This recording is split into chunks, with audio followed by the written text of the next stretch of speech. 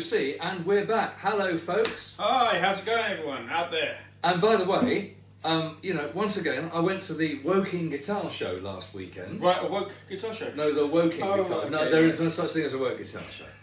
Not having it. Anyway, really small show. Admission £2. Very nice cup of coffee and a biscuit. Lovely. I saw some nice folks. Yeah. But yet again, I met people who watched this show. Oh, it's amazing. The news travels far and wide. There you go. So, Fame. Thank you for coming to the show. Thanks for watching. Thanks for saying hello. And we're back. We haven't been here for a long time because he's been travelling.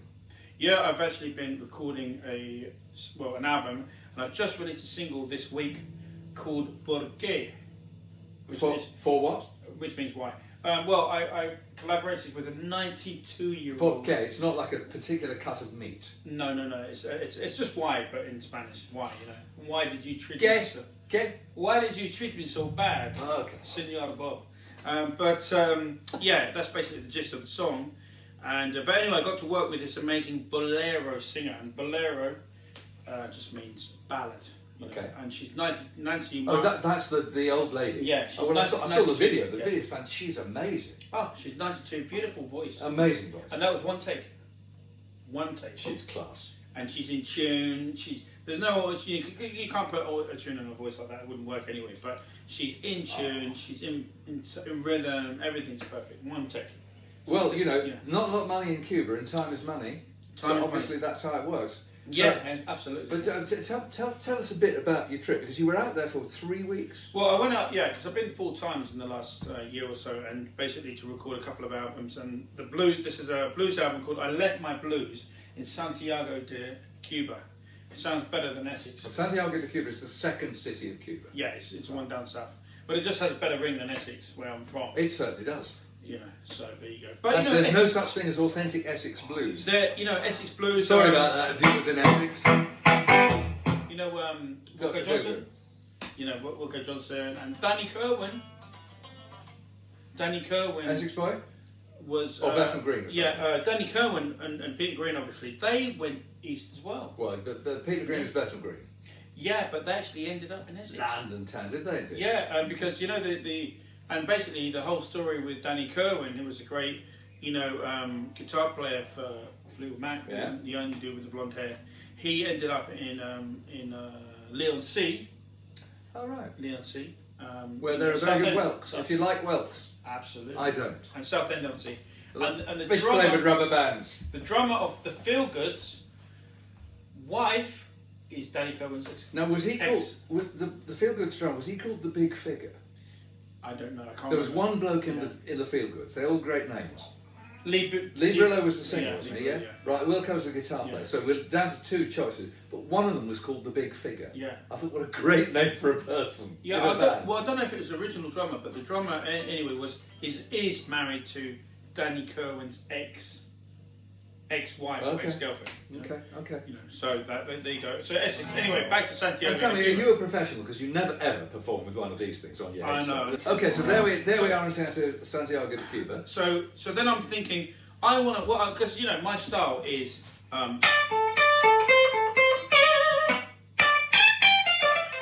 I used to play these songs when I was 17.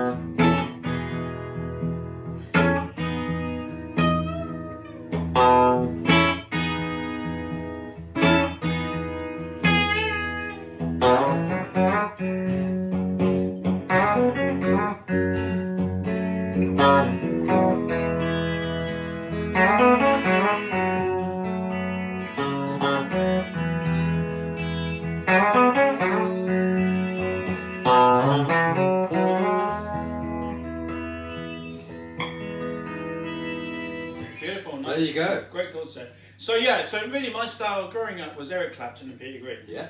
Blues Breakers, that's kind of what I Me was too. listening to. Yeah. Despite our age difference, me too. So when I was 17, I got the reissues on CD, just been released, and the Castle Communications live version of Fleetwood Mac at the Boston Tea Party was some of the greatest guitar playing you've never heard. And Danny Kerwin, Jeremy Spencer, Peter Green, all that. This incredible concert, which was recorded. But you've taken that out to Cuba. Yeah. And then you've basically morphed it into. Yeah. And obviously paying homage to your Latin roots. Yeah, because my father's from Argentina. There you go. Speaks fluent Spanish. You speak Spanish, not ¿Cómo no? not Portuguese. It's Spanish, isn't it? Sí, por supuesto, mi amigo. ¿Cómo no? Yeah. I think he's calling me but I'm not sure. Yeah. I don't know. But it's all about because like when I heard Peter Green, and I heard it's a Latin beat.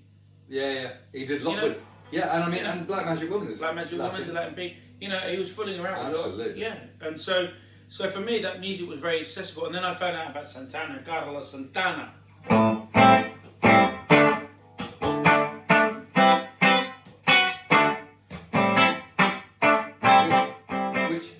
So I mean, you'd have more affinity to Santana. I love the early stuff. A lot of people don't like it. But it's not. No, a lot of people don't like his playing. I like some of it very much. Yeah, and But then I overdose quicker than with some other players. Well, a lot of people have a real dislike for Santana. Right. Okay. And I get that. I kind of get that because they kind of it's just because they're looking at it from a guitarist point of view. They're listening to his solos and they're thinking, man, I can do that. Yeah. They're not actually listening to the band. Yeah, well, or then and also, also not to the band, and also not to the heart and the spirit. Because I mean, Santana is quite a spiritual player. Oh, very much. Yeah. Yeah. Although the other thing about Santana, he's a classic example. The great guitar players, I've ranted about this before. They're all bloody loud, right? And Santana is about as loud as they make them. But he, he's the original guy from the '60s, man. That's how they play it, man. Yeah, because he hasn't front of the house, all back line. And he hasn't changed. No hearing left. No, he hasn't changed his way. The way he plays is the way he plays, and he makes no. And in a way, that's kind of a bit of a punk attitude for me. Which brings me neatly on to. I wanted to have a rant today. Go ahead. Right. I wanted to have a rant because I think some of our kind viewers and listeners, this might resonate with them. I want to have a rant about sound engineers. Okay, because did a gig just this week, pretty prestigious little club in London. Nice. Right? Scratch gig. The band had never played together before. Good no man. rehearsal. Good man. We got away with it. Went really well. I've even got incriminating audio, and it doesn't sound like shit. Great. That is a bonus. But within 2 minutes of walking in there, I know what you're going to say. right? Literally, I get the cowl off my Lazy J, which you're playing through tonight. It's an 18-watt tweed amp with an attenuator that's been recently serviced by its maker. Shout out here to Jesse Hoff, who makes Jesse is a genius. Extremely fine amps, right? Yeah. Ramon's, you borrowed the amp when you played with Malcolm Bruce and the Sons of Cream. Yeah, I played with Jack Bruce's son. I played all those classics. And this man sang, man. And the video's amazing. Well, thank you. And it sang, and Malcolm Bruce was like, I want that amp. Well, so anyway, suffice to say, it's a really great little amp, but it is 18 watts of tweed, which can kick a little bit of ass. Yeah, but it's not that much. But it's got a built-in attenuator, which he's just modified the circuits on to make even better. It's been in for a service with him. He did a brilliant job. So the attenuator works down to really low volume. And eventually I was backed into, I reckon I played a gig at 3.5 watts. Wow. Right? And it's, right, use some fruity language here. It's fucking impossible to get a tone out of an amp in a club, in a room at 3.5 watts. Because you want to, even this, you want to, I'm going to hit the amp a little bit harder.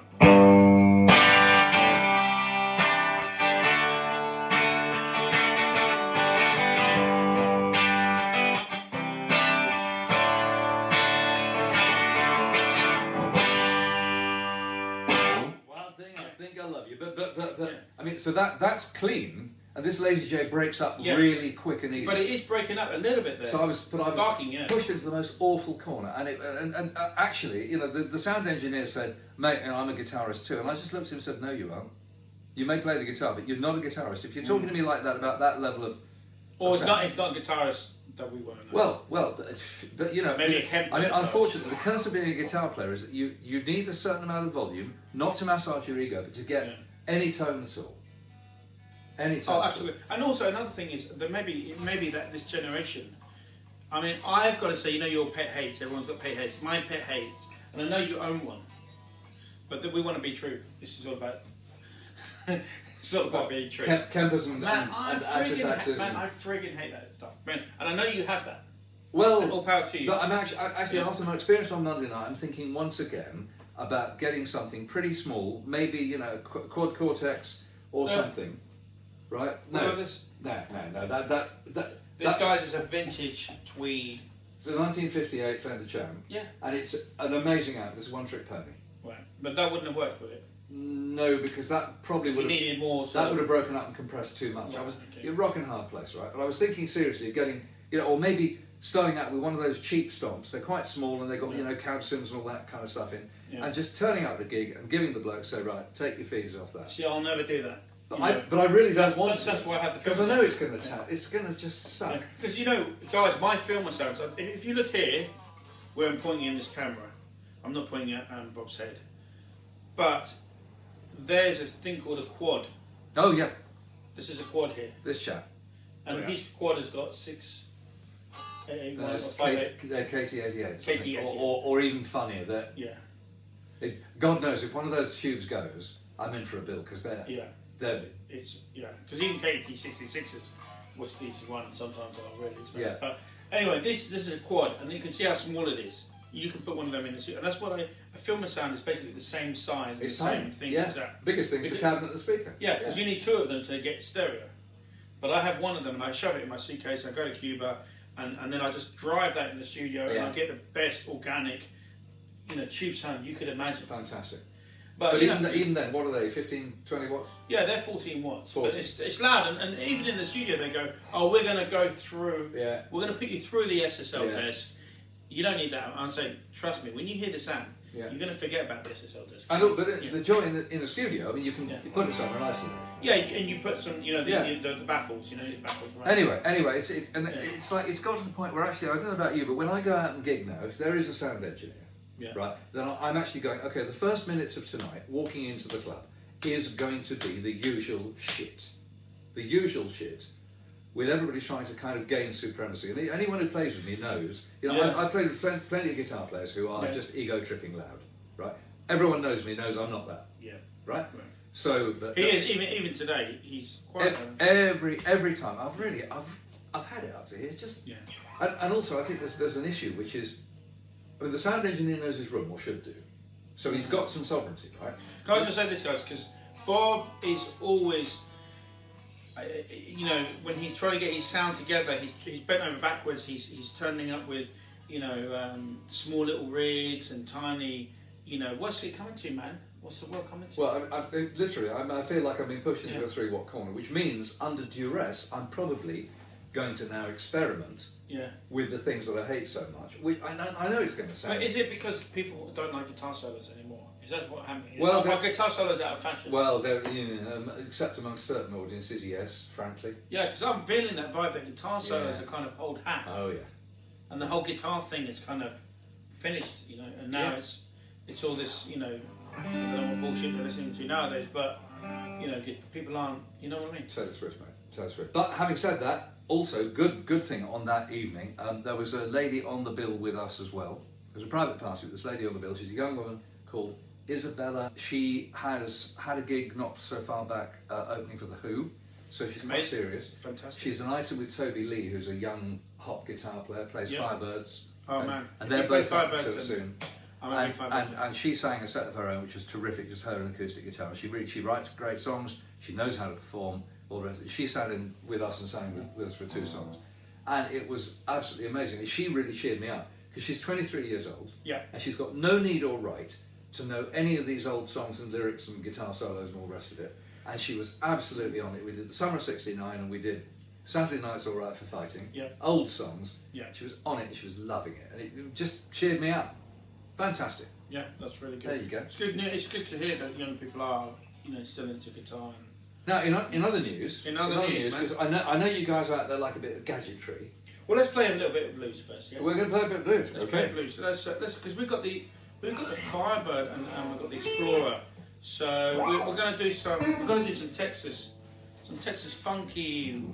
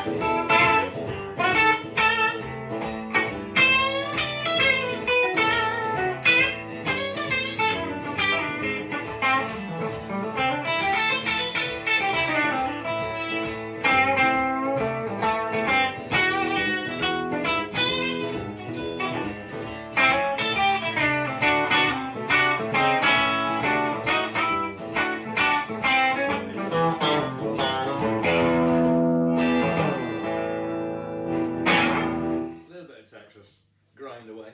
Yeah. So, right. Geek out time. Okay. So let's get to the geek. So most of us, I mean, you've got 3 or 4 amps. I've got 4 amps. I always run 4 amps. Can I just say why? Tone. And piss off sound engineers. Well, yeah. I mean, I have 4 amps. The reason I have 4 amps is because I have 1 amp which lives in Cuba. That's but I bring it back because it's this Bill Grenard thing. Then I have another Bill Grenard, a small amp again for jazz gigs, small blues gigs. Playing a trio in the club. 14, 15 watts. You can cover it. I have a 10-inch speaker. Yeah. And I play bars and clubs with a drummer. Not a loud drummer, but normal drummer. And then I have the Dumble, the 50-watt Dumble style amp. Yeah. More open, bigger sound, bigger gigs. And then they have the Marshall JTM 45. So there you go. Well, anyway, so you'll need at some point the gadget that I've just bought. I actually came across this via our luthier friend Tony Berrington. Big shout out to him. He's a luthier in London. Yeah. I need him to do one of my guitars. He's good at what he does. And he's got four vintage amps. Yeah. And he was looking for something that he could connect to and switch through. We couldn't find anything, and eventually he found online. He found this from a company in Brighton called Bright Onion. I think they're called Bright Onion because they're in Brighton. And this is this thing. Look at that. Right. Feature your eyes on that, boys. So you put your mains in there, you put your guitar in there, and you've got 4 outputs. and you can switch any of the outputs on. So the first output is literally just straight through, but the other outputs have all got a ground lift and a phase switch. Incredible. Right? So you can get rid of all the noises and stuff when you're combining amps. And what you can do, you can either combine amps for gigs. So can you have 4 amps on at the same time? Yeah. And then 2 amps on? Yeah. That's amazing. Each of these is an on-off, so you can have any combination of these switches you like. Yeah. They're not like push one down, another one pops up, right? So you can combine anything. And have you tried it with your amps? I have. He's tried it with his as well. I mean, it's fantastic. You can get rid of all the hums, because you put 2 amps together and sometimes they disagree and blah blah. Amazing piece of kit. I came across this bunch because they also make an extension foot switch for my beloved Boss MS3 pedal. Yeah. That's what I got to know about them. But we found out they made this product, and it's absolutely bloody fantastic. Yeah, it's a bit geeky, but that combined with my speaker switcher means I can now combine anything. Any amp with any speaker. Yeah, any amp with any speaker, and the guitar in any combination. Yeah. It's insane. It's great, but it's great for testing speakers and testing amps and deciding what combination you're going to use. Mm-hmm. It's brilliant, and for the money, I won't say what it cost because I think I got a deal. So I'm not going to sell him down the river, but it was not a lot of money, and it was if you got a few amps, it was really worth it. So big shout out to Ranting. And Bob and I, the thing about the thing that's Bob and I have a lot of things in common actually, don't we? We do. And we won't go into full details, But one of the things we have in common is we both like Explorers and we both like Firebirds. Yeah. Why is that, Bob? Why do we do that? I don't know. Well, I mean, the Firebirds especially look incredibly cool. Yeah. They just look incredible. It's just the look, the image, and the whole kind of like Cadillac sort of. Yeah. The over-engineered, also engineering thing. An Explorer is a humbucker sound guitar with Carina. So it's like a Flying V or something. It's shoutier than a Les Paul, but that's sound spectrum. Firebirds pickups are different, much brighter. It's made in response to Fender's success. So the pickups are really sharp.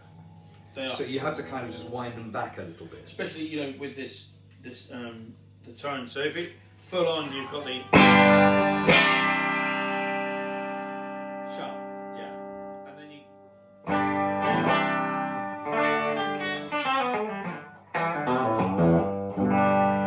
Which is much more powerful. These sound amazing. Through a crank Marshall with the tone just pulled down a little bit. They sound really great. You pull the tone down because otherwise they do get a bit ice picky. Yeah. And through a Fender amp on full tone, I mean they're pretty blistering. Yeah, but you can if you do have it all full up and you're very delicate. They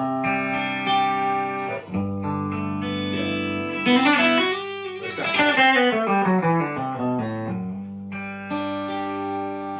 really nice. They sound amazing. And I tend to use my Firebird a lot if I'm doing like something like in the background.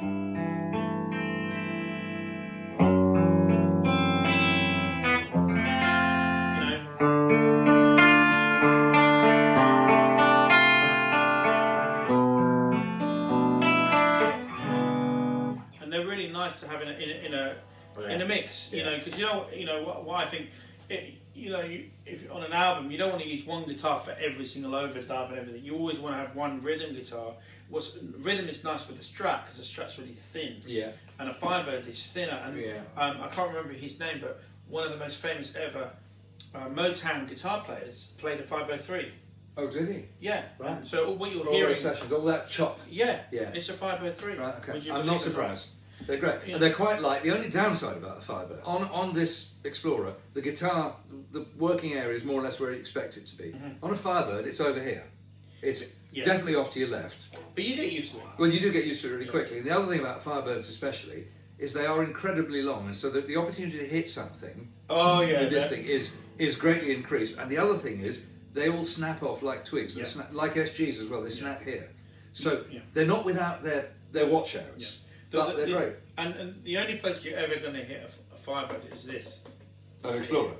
Sorry, an Explorer. Yeah, you're right. Is when you walk through some doors, it's always going to catch there. Yeah, this end is actually pretty small in the looks. Well, I mean, Eddie Van Halen took that whole, Kramer. Yeah. Took that for the Super Strats, didn't they? Did indeed. The hockey stick. One thing these guitars have got in common, so this is a custom shop reissued, this is a boutique made replica. They've both got pretty big necks.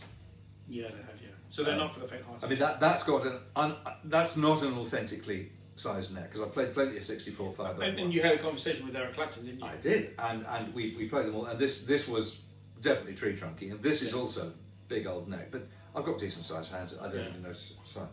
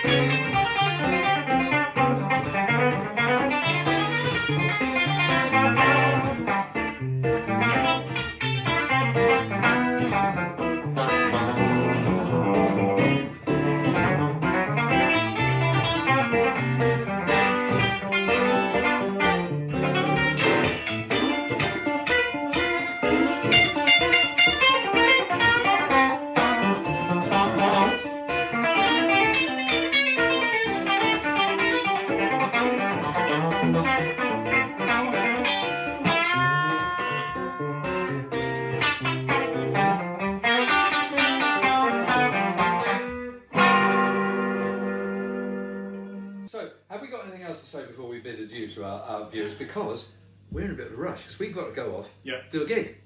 We're actually playing tonight, guys. This is the Bob and Ron, and I think we should do this more often, Bob. I agree. You know, I agree. sometimes it's mainly because you're having to work hard to make a living, and so I mean, it's really your availability. But we should. You're right. Oh yeah, I know. And what we should do is get a bass player and a drummer, and we should do some more. We should play, because I know people would like to see that. Yeah, we should take some stuff out. I'd love to take some stuff out. We should do. In which case, if we let these people know, I mean, we did have that lovely fellow who turned up to our gig in Southend last year. Absolutely. Right. Yeah. And if we let people know, we might even get 3 or 4 more of them coming out. And a dog. Mad fools. And a dog. And a dog. Yeah, and maybe your dog too. Maybe my dog. Maybe my dog. But but I think, guys, you know, what we've sort of trying to touch upon today is crazy soundmen. Don't go to. For me, I mean, I don't know about you, but for me, try to stay in the valve. Oh God, I so want to. It's have, not. You know. I'm a bit invested in it too. Oh, anyway, yeah. If you saw what I'm seeing now, you realise. Yeah, absolutely. But to try, I think, you know, just to give up and go to the Kempler thing, just because one soundman says one thing. I agree. I think it's try and stick in there, man. The best I can describe it as is depressing, and that's not very kind. Yeah, because there's nothing like an electric guitar through a valve amp is the Stradivarius. The Stradivarius violin. It's why we do it. Yeah, you know, you got the bow and you got the Stradivarius violin. You got the electric guitar and you got the valve amp. Absolutely. That's the instrument. For me. So on that note, on that bombshell, we're going to say adieu until next time. Hopefully much sooner. Please keep the faith and keep watching, and do feedback in the comments as always. Hey. So Absolutely. It's goodbye from myself, and it's goodbye from this other old fella here. Ciao. Take care. Bye.